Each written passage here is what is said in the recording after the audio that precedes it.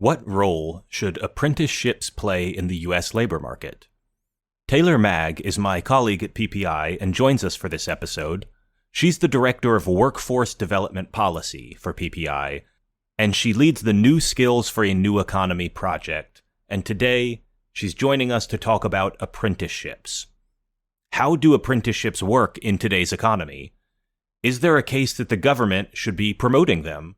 And should we orient our labor market policy away from college for everyone and think about more labor market policy for non-college graduates? As always, if you enjoy the podcast, please like and subscribe. And if you really love the podcast, we would love to have you as a patron. You can support us at patreon.com/Neoliberal Podcast. You can also join the Center for New Liberalism as a member at cnliberalism.org/become a member. We would love to have you as a member. I'd love having you as a listener. Thanks for listening and enjoy the episode.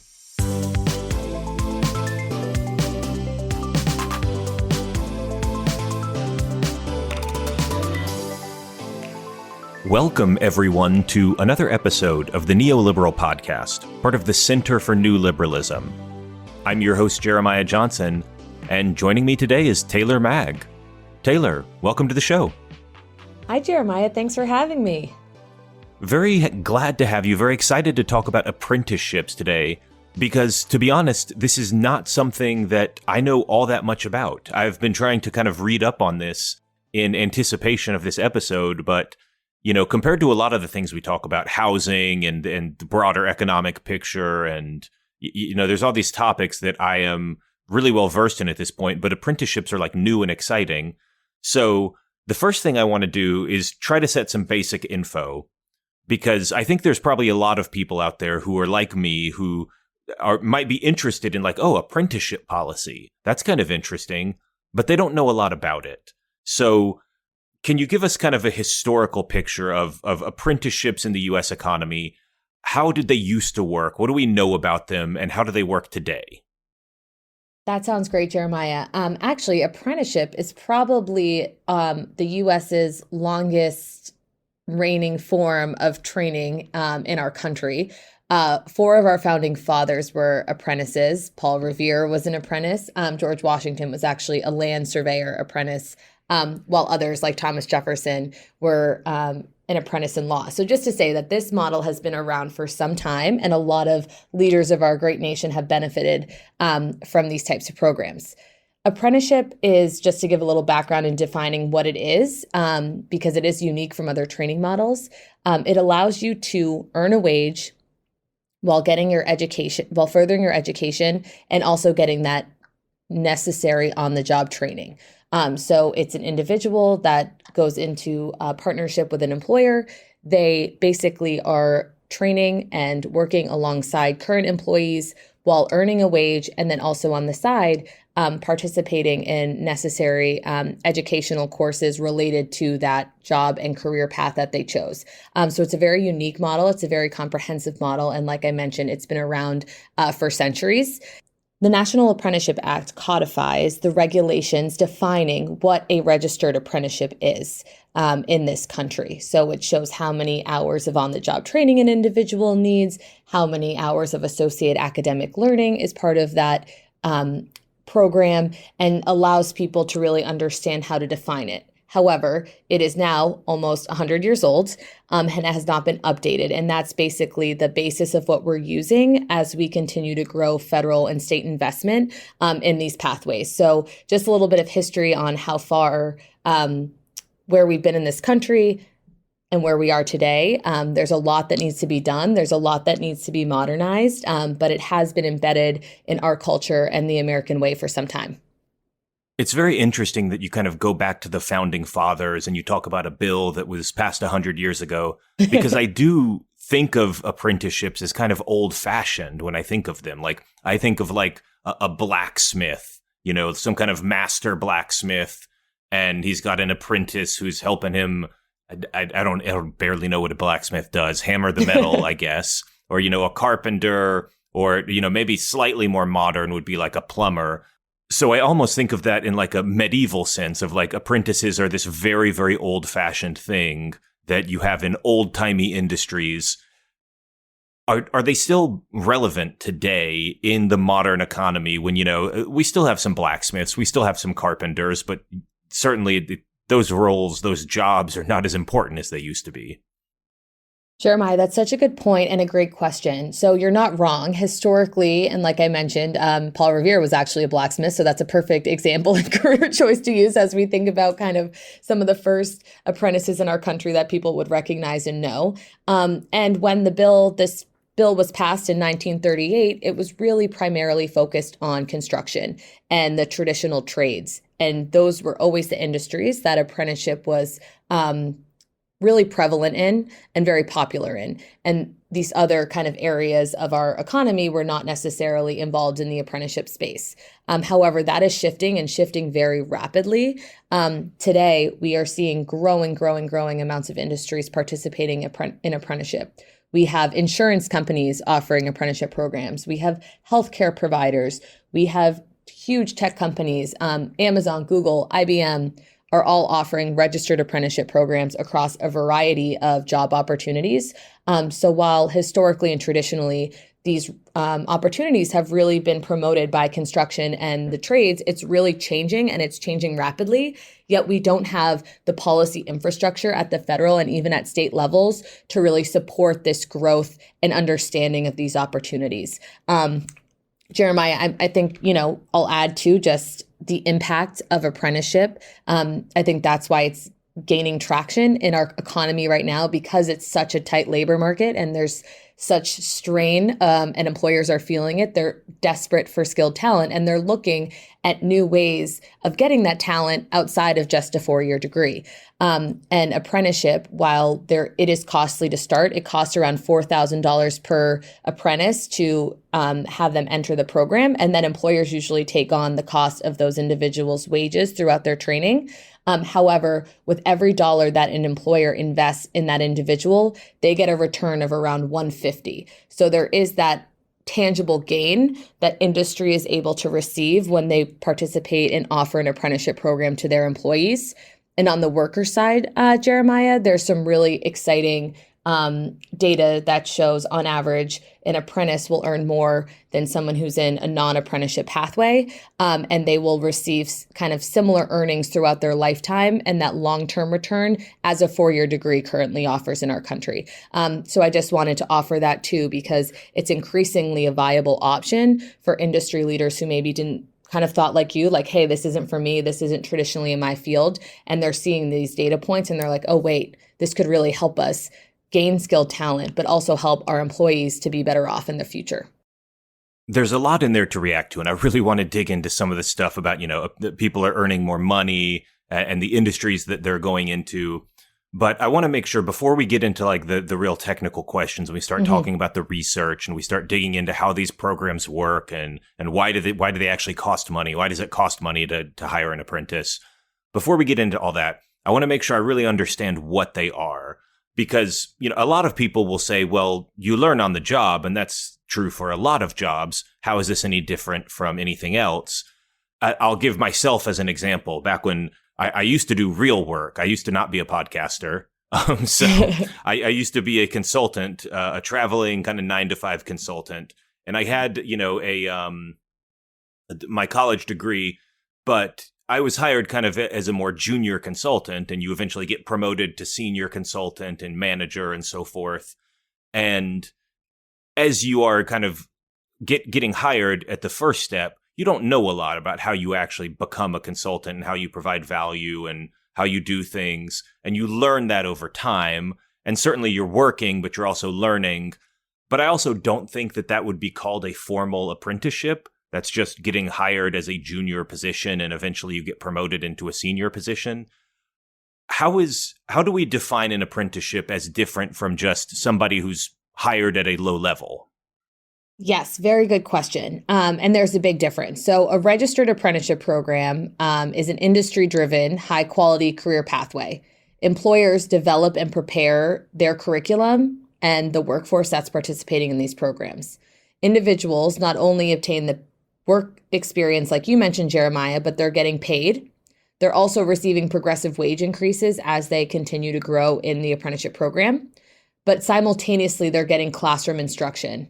So that's a big difference, is that you're not only participating in this on-the-job training and earning a wage, but you're simultaneously through the program getting that related classroom instruction, which is usually offered at a community college or a training provider that the employer chooses.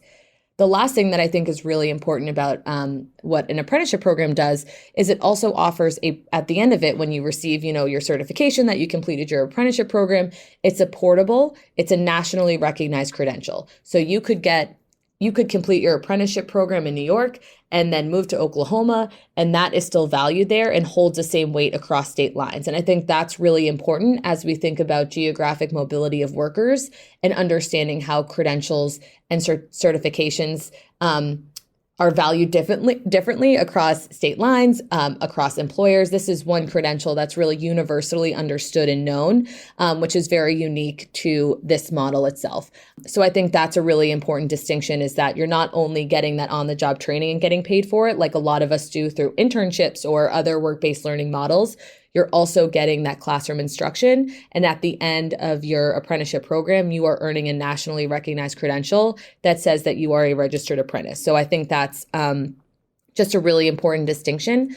I'll also just add really briefly, Jeremiah, the other thing that I think, again, is why this model is so comprehensive is that there's also mentorship embedded in a lot of these programs, which allows that the employer to have an on-site person that's really helping apprentices as they navigate their pathway. It also allows for that social capital building that I think is so critical in today's labor market. How do people find out about available jobs or advance in their career, right? It's using the connections that you have through the workplace and the places that the people you've met throughout your path. And so I think that those pieces are really critical to the success of apprentices, and they're embedded in the program itself, which makes it really high quality. And that's why we see such strong outcomes for individuals that participate. All right. So we've got, educational classroom, actual kind of components to this. We've got kind of some certification at the end. You're going to have some sort of credential at the end. And that does make it different than just, my scenario where, let's hire some young idiots and eventually they'll become smart, which, right. which, I fulfilled the first part of that. The second part is still up for debate. One of the things that struck me as I'm trying to understand this whole phenomenon, before I can even decide whether it's a good thing or a bad thing, should we do more of it? I know that PPI has policy proposals and you've been writing, policy white papers about this. But as I just tried to even understand it in the first place, you had a line in there that was something like, the average apprenticeship costs $4,000 to blah, blah, blah. And I understand how, for instance, college funding works. You pay the college and they provide you with things like professors and books and room and board sometimes. And if you need to go to the government, they just cut you a check, basically. I understand how like Pell Grants work. That's very easy. I understand how student loans work. But I'm kind of confused about like what the actual costs are in an apprenticeship. Why does it cost $4,000 to do an apprenticeship if you're just hiring somebody? And where's that going? Great question. So the $4,000 is related to kind of some of the things I mentioned, that classroom instruction, that mentorship, some of those additional pieces that go along with that hiring process. And I mean, if you think about Jeremiah, the average Pell Grant now is just around $7,000, which is what usually a semester of tuition costs at a community college. So if you think about that and then think about the $4,000 that it takes to really start up an apprenticeship program and ensure an apprentice is placed and hired with a company and then has the access to all of these resources and educational pathways that are associated, it actually is pretty cost effective if we're breaking down the cost of going into the traditional post-secondary education route and then going into apprenticeship program. So that's kind of that startup cost is the $4,000, like I mentioned. But to your point, then once a person is placed and working, the employer takes on usually the employer takes on the cost of wages. So that's an additional cost throughout the apprentice's path. It could be a 1-year program, it could be a 2-year, whatever that looks like and whatever that employer has designed that works best for them. So I'll just add that in, that 4,000 is really the startup, and then their wages are paid for along the way. So that makes sense. I feel like I understand the concept a little better now, like mechanically what is actually happening in an apprenticeship. Because again, we've kind of moved past the whole idea of, there's a blacksmith who's been working for 20 years and you show up one day and you're like, let me do your dumb, dirty work while you teach me how to be a blacksmith. That's pretty easy to understand. The modern apprenticeship takes a little bit longer to kind of understand, where's the money going? What are they actually doing? But I feel like I've got a handle on that now. So you've already started to do this a little bit, but can you give me your elevator pitch, your 2-minute pitch for why apprenticeships are good and useful and why you think we should have more of them? I know you've kind of got some white papers out there, so this is the part where just, what proposals do you have? Why should we be doing more apprenticeships? In what way can we accomplish that? Give me the pitch for why these are useful and good, and we think that we should be doing more of them. All right, Jeremiah, I'm going to try to keep it to 2 minutes because, as you know, I'm very passionate about this and tend to go on. So I am going to try my very best to keep this as brief as possible. I'm not going to hold you to anything specific. It's okay. Great. So, yes. Well, I just want to set the stage a little bit. We have been promoting a college for all mentality for the past couple decades in our K-12 system and in our economy, where it's really about getting a 4-year degree. We kind of push that on our students through counseling and courses that we offer in high school. Even for adult learners, it's really kind of emphasized that without a 4-year degree, you are not going to do as well in our economy. And to be honest, that's been true for a very long time. And can I ask a question? I don't know if you'll know this off the top of your head, but I know that there's a certain percentage of high school students who graduate high school and then go on to at least start a 4-year degree. And then there's a different percentage who actually end up finishing the 4-year degree. And that gap has always been interesting to me because it kind of indicates that it's potentially not for everyone. Yeah, exactly, Jeremiah. So on average in our country, only 39% of people earn a college degree. So that is below, that's a minority of people are getting their 4-year degree, while traditional age students, which are the ones that are leaving high school, going straight to college, have always been at higher levels. And then to your point, what usually happens is they enroll in college and then either drop out or unable to complete the full degree program. So that's where we see some of that variability. And right now, I think we have 39 million people that have some college without a credential to show for it, meaning they didn't earn an associate's degree or a 4-year degree or a credential, and which usually means that they just don't have something to show that the skills they even learned while they were in the classroom. A lot of those students also are the ones that have to take out student loans and then are left with debt without a credential to show for it. I'll also just add really briefly, Jeremiah, on the kind of traditional age. And in a fall of 2021 survey of around 1,000 high school students, the likelihood of them attending a 4-year degree, a college degree, dropped by nearly 20% in less than a year. And this trend is continuing to grow.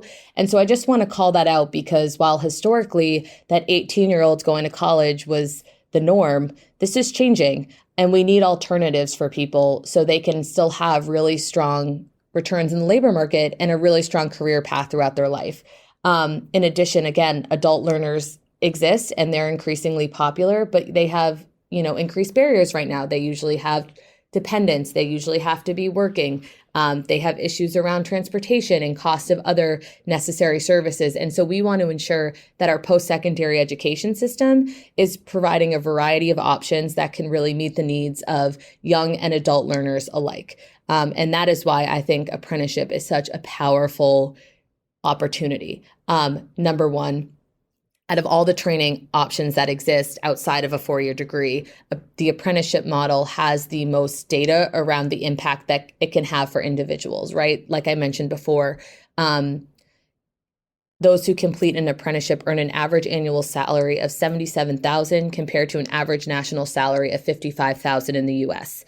Additionally, those who complete an apprenticeship program earn an average of $300,000 more throughout their lifetime in the course of their career than those who do not. So you really are seeing those really strong economic returns for individuals who participate in an apprenticeship program. Additionally, because you're getting paid, a lot of learners don't have to sacrifice and think about cost as much, right? Because with college as it exists today, you're basically paying or taking out loans or receiving financial aid, but you're not getting reimbursed or paid while you are in college, right? So apprenticeship allows you to earn a wage and really reduce the cost that you're spending on your post-secondary education while getting the critical skills needed for in-demand jobs.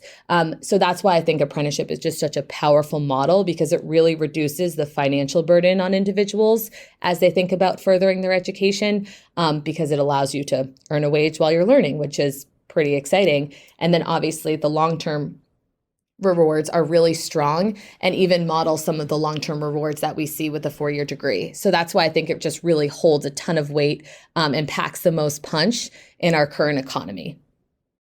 I think there's a really interesting kind of idea there that, you know, we've been pushing college so much and we really need an alternative for people for whom, you know, college is not the right path. Because I don't think we're ever going to be at a point where everybody is going to be getting college education 100%. Right. You know, you could even argue that if everybody's doing it, is it even still worthwhile? Because to some degree, college is signaling in addition to some skill building. But right. So that's actually an interesting question. In terms of the value of apprenticeships, you're kind of citing some of these statistics that say, well, apprenticeship completers, they earn more money, you know, they have higher salaries, and we think they have higher lifetime earnings as well. But do we think that's because they are learning valuable skills, or is it because it's signaling? It's, you know, just, well, they're the ones who manage to complete it, and so they have higher, salary, but they didn't actually increase their productivity, or do we think that they're actually learning valuable skills there? Because this is a debate people have about college, right? Like Brian Kaplan has written a book about, he thinks college is like 100% signaling and nobody should go because it's useless, you know, status games. Are we concerned about that at all happening with like apprenticeship certificates becoming just the new college degree? That's a great question. And I think there is a difference. I would say I agree with the fact that college really is signaling and has been used as the signal for job preparedness in our economy to employers. So, you know, we know that, Jeremiah, that for a long time, employers see a bachelor's degree or other 4-year types of degree programs and are like, oh, we know that person is eligible for the workforce, without actually necessarily looking into their defined skill sets and what experiences they've had. I do think apprenticeship is a little different because it's really driven by industry. College is driven by our higher education system and academia, where apprenticeship is driven by industry. Employers are the one designing the curriculum. They are designing what opportunities the individual gets throughout their pathway and what education programs are tied to. Really briefly, I'll just use IBM for an example because they have a really interesting apprenticeship model that is registered with the Department of Labor, and they partner with, you know, other public entities to offer their program. But they have a fully competency-based model. And what competency-based means is it's skills first. So they aren't tracking the person's seat time in their community college course that they're taking alongside their on-the-job training. They're really monitoring what skills are you learning, what education is then contributing to that skill set, and how do we translate that effectively into your progression in the program and then after the program in your career advancement. And so I just say that because I think that is different than the signaling that exists in our college system, because employers are really driving this work.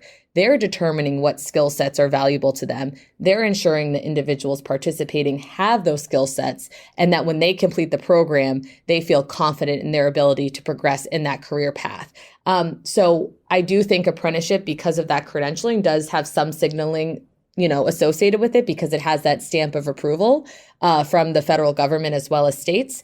and of course the industry partners. But I also think it has that embedded kind of understanding from industry that like, whoa, this person has the skills that we determined and we're able to complete that and see that through, which I think is different and I think is really powerful in today's labor market when, as we know, employers are desperate and want to know that their talent that they're recruiting and retaining is really skilled and ready for the job.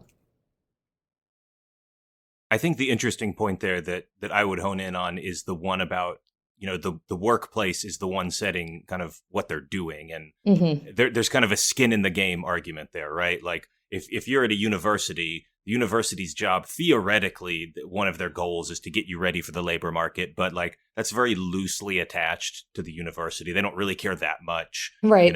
Your individual professor, like your junior year, is not going to care what job you get a year and a half out. And so you get all these kind of courses where, people make fun of people who graduate with like multicultural basket weaving, degrees or whatever the case may be. But if it's the actual company and you are working for them, they're paying you a salary, you would assume the company knows what's valuable and is going to try to make you productive. So I think that's a pretty good answer to that question. Yep, in terms exactly. of just skin in the game. But it does raise another question for me, which is, so if we think this is a good idea, if we think that this, companies are going to do a good job of training workers and they're going to impart actual skills to those workers, they're going to make them more productive, what is the proposal that you have? Because I know you've been writing about this. You've been, PPI's got this project called New Skills for a New Economy. We're all about strengthening America's workforce. What is the actual proposal that you think the government should be doing that we should actually change policy about? Jeremiah, that's such a good question. So at PPI, I think in our New Skills project, one of our top 5 priorities within our policy framework is to scale apprenticeship in the U.S. as it has been scaled in other developed nations that we compete with and partner with regularly, like the UK, Australia, Germany, even France now. So just again, for a little bit of history, trying to make the economy more like the French economy. That's a bold move. I know, right? I don't know. I would have gone with German because they're actually pretty strong, but no, but even in France, and I won't go down the weeds on French policy right now, but they basically decided last year that they were going to invest in apprenticeship, and they've seen basically a tenfold increase of apprentices in their country, and they're at the same level of apprenticeships essentially as the US, even though our labor force is a much larger number. So we really need to do more here to incentivize and allow these opportunities to be available to more people. And that's where the policy shift and change really comes in. So, like I mentioned, 1938, our last policy, which is pretty wild, especially since our economy has changed so much and apprenticeship has become so much more popular than it even was a decade and 2 decades ago in so many more industry fields.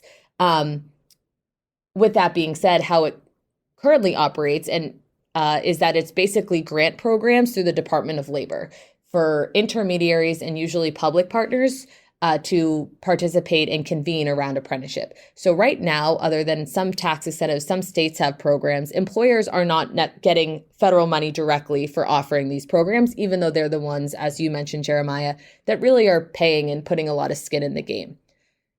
The public entities that are receiving money from DOL are really good intended, and they have helped, this increased investment have helped create more apprenticeships in the country. And we've seen increased investment under the Obama administration, under Trump administration, and under the Biden administration. So across party lines, this investment and commitment is growing. But still, we're only at around 600,000 apprentices, in our entire economy, which is a very low number when we think about all of the people that are entering into the workforce or, deciding what they're going to do with their career path. And we really want to see this scaled and model other countries, like I mentioned. So our goal at PPI is to see 1 million apprentices a year until we reach 4 million annually. And that's our big goal. And to do that, there needs to be a real shift in not only how the investment that we spend to grow these programs, but also how we invest in these programs. Like I mentioned, Jeremiah, right now it's DOL grant programs. They're picking winners and losers. It's not consistent funding. It ends after, depending on how long the grant program's for. And so it really allows for this kind of tumultuous environment of ups and downs over apprenticeship programs being offered. The other thing is that again, it's primarily gone to construction and trades. While that's changing and has changed, like I mentioned, IBM partners with the federal government. There is growing partnership with policy makers and other sectors. We really want to see more growth in non-traditional fields like tech, like healthcare, like advanced manufacturing, and others. And we also want to see more Americans benefit from these programs, and including women, including those from low-income backgrounds, as well as people of color who have been, traditionally left out of these opportunities. So PPI's plan to expand apprenticeship in the way we see it and see the impact that it truly deserves is to model it after our higher education system. We believe that we need to increase investment to $4 billion annually if we take into account that it costs $4,000 to start an apprenticeship program. And if we want to see $1 million a year, that would be the cost. We want to make sure that money also is going directly to either intermediary organization or employers that are placing and hiring apprentices. So it isn't just going to an entity that's convening and doing more passive action around apprenticeship expansion, but truly ensuring more people are starting these apprenticeship programs. And then lastly, we really want to ensure that this money, similar to higher education, is modeled in formula funding. That means that it goes directly to these entities that are eligible without grant programs, without the 1 or 2 year requirement. So it is consistent funding that is allowed to go towards these entities that are truly helping to hire and place apprentices in programs. This opportunity also would incentivize and hopefully allow, again, employers from all across all industries in our country. It would allow more workers and job seekers to participate in these programs. And it would really be a bold, pragmatic approach to really scale these efforts in our country for the future. So there's a couple questions I have about this kind of approach, because it seems to me that there's kind of two levels you can support apprenticeships on. There's the general level of, is this a good model for the workforce, independent of kind of what the government is doing? Just, is this a good idea? Should private companies be doing this?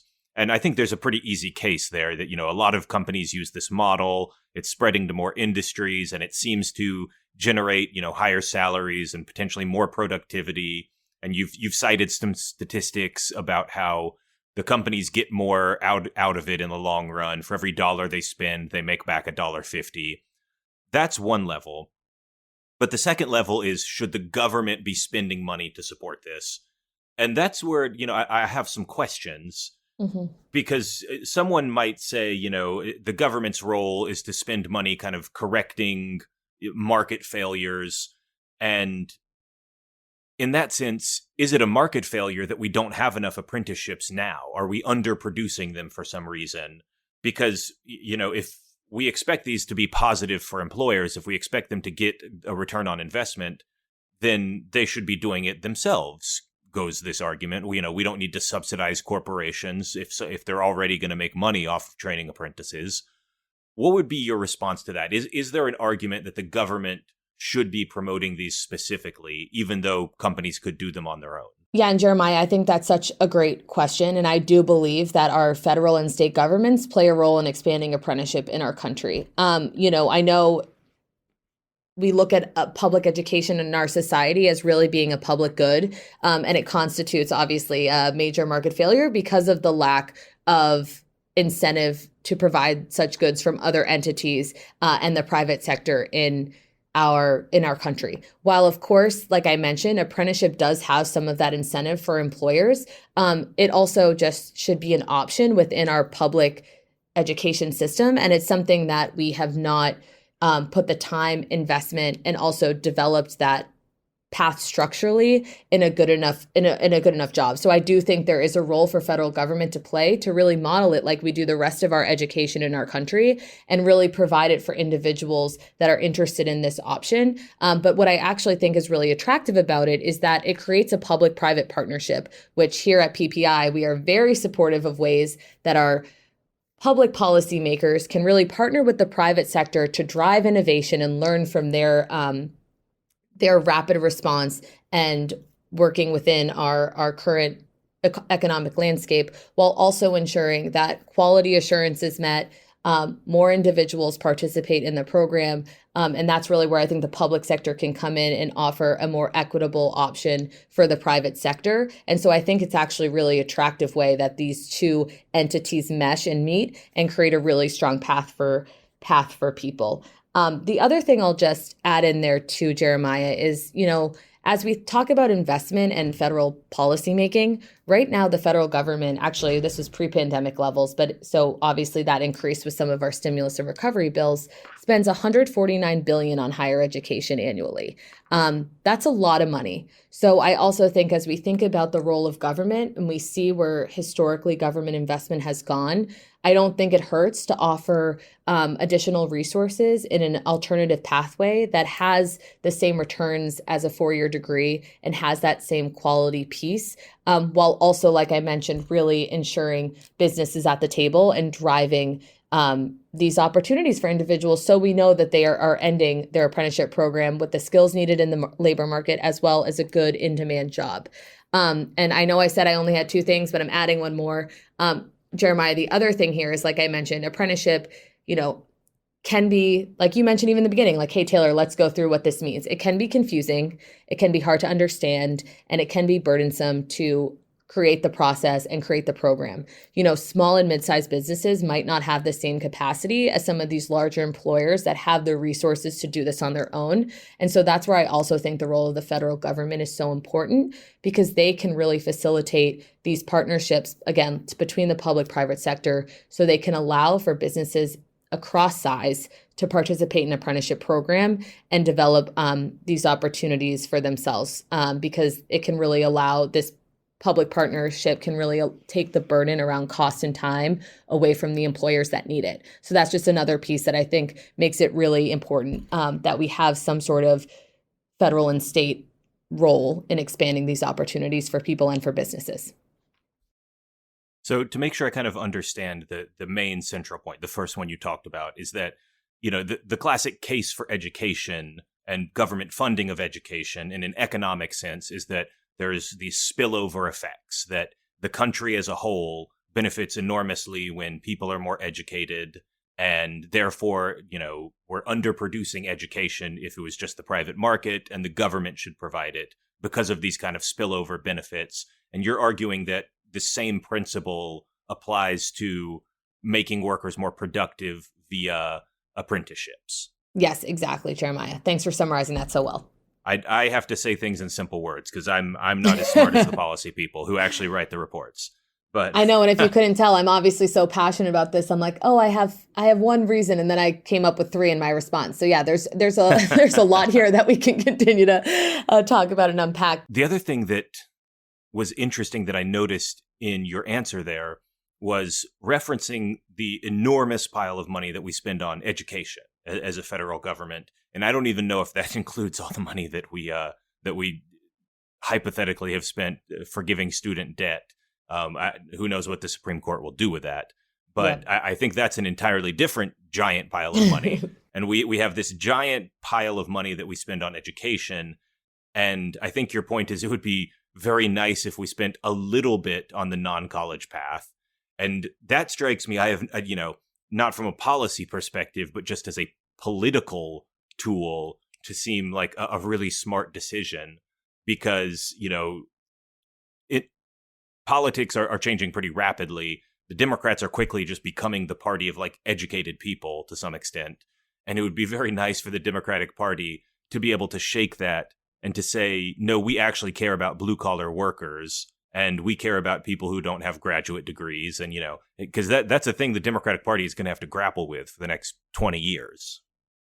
Yeah, Jeremiah, I agree. And what I think is so unique about apprenticeship is it's kind of removing that college or non-college discussion and really connecting both together. So it's saying, hey, you're going to get the academic learning that you need that's really relevant to your career that you've chosen, alongside that critical industry-led on-the-job training that is more work and career oriented. And so I think apprenticeship itself breaks down some of these silos that we've seen in our country, which I think is really powerful and important. And then to your point, I think politicians can really learn from the model itself on how we break down these silos and offer people more opportunity and kind of choice in our post-secondary education system. So rather than saying college or no college, we can have models that really encourage both and leave people better off. I also think I know you mentioned, the blue collar workers, and that's really critical, obviously, for the Democratic Party to kind of re-engage and re-support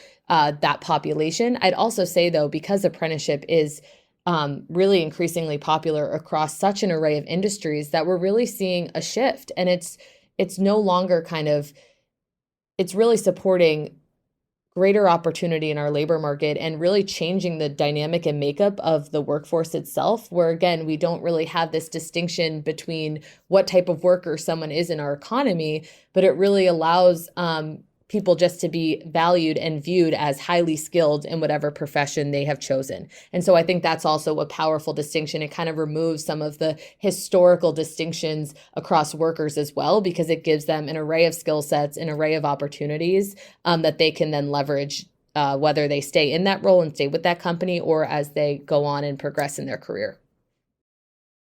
I think that's a good point. I think, a strong economy will have this very blurry area between blue collar and white collar jobs. You can imagine a blue collar job where someone is just a construction worker and a white collar job where they're an academic. And that's like your extremes. But for instance, if somebody is an incredibly skilled worker working in a semiconductor fab, because of like the CHIPS Act or whatever, are they like blue collar? Because that is manufacturing. They're working with their hands to some extent, but it's also incredibly highly skilled and very, very technical stuff. And I think a strong economy will probably have that kind of gray area.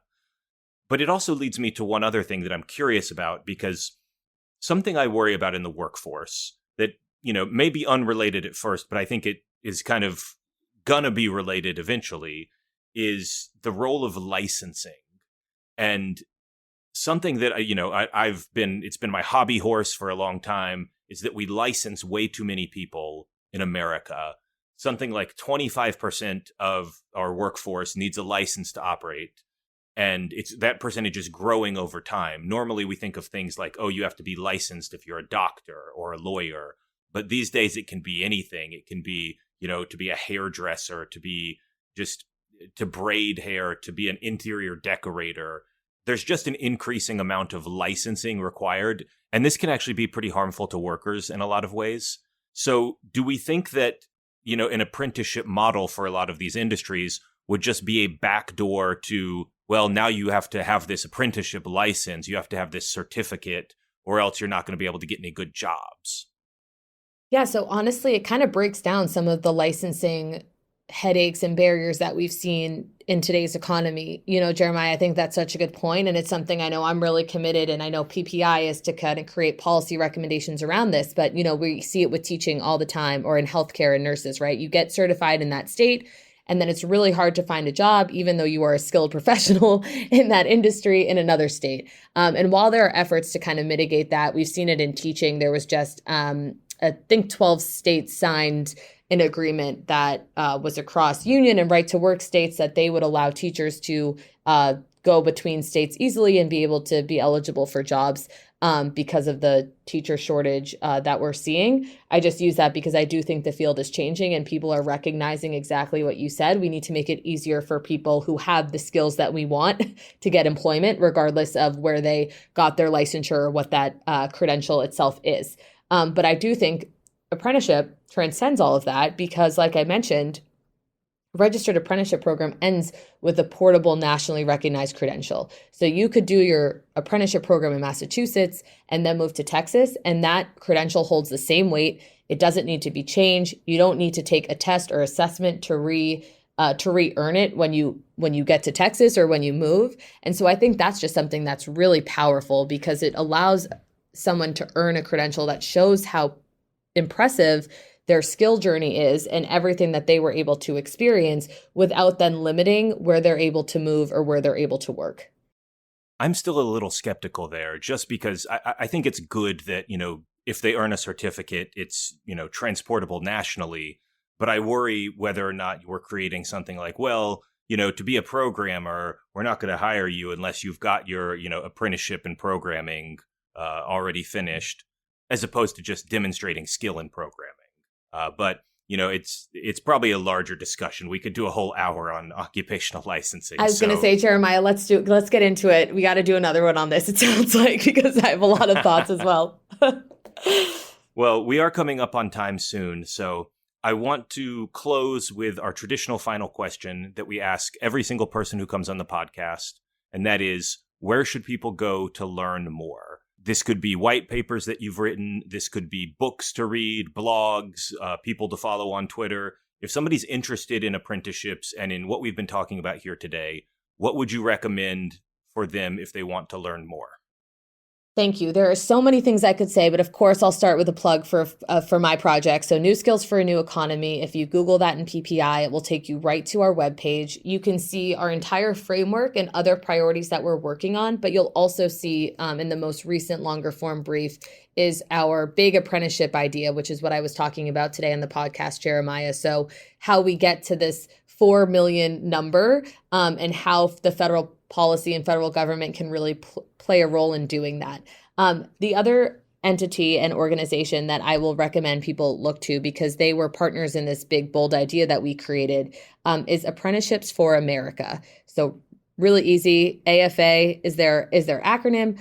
And they are led by Bob Lerman, who has basically been the apprenticeship guru for years. And Ryan Craig, who writes really exciting, innovative stuff on this issue. And he has a biweekly newsletter. So I would go to their page, kind of do a little recon on those leaders themselves, and then also see the breadth of members of their organization. They have a kind of a strategic board, and it's all organizations and entities that are either employers operating apprenticeship programs, nonprofits that are providing technical assistance to grow apprenticeship programs, intermediaries, community colleges. Basically, across the board, they have just developed such a strong network of people supporting this idea. And so I think it would be great for people listening in to go to their webpage, check out who's on there, and see some more of their background and history. And that's what I'll leave you all with today. I have a lot more, Jeremiah, but I think that's a great start. All right. Well, we will be sure to throw some links in there in the show notes, certainly to the PPI report, New Skills for a New Economy project. I want to thank you once again, Taylor Maag. Thanks for coming on the show. Thank you so much for having me. This was so fun. And, anytime you want to talk more about workforce and apprenticeship, I'm here for you, Jeremiah. Absolutely.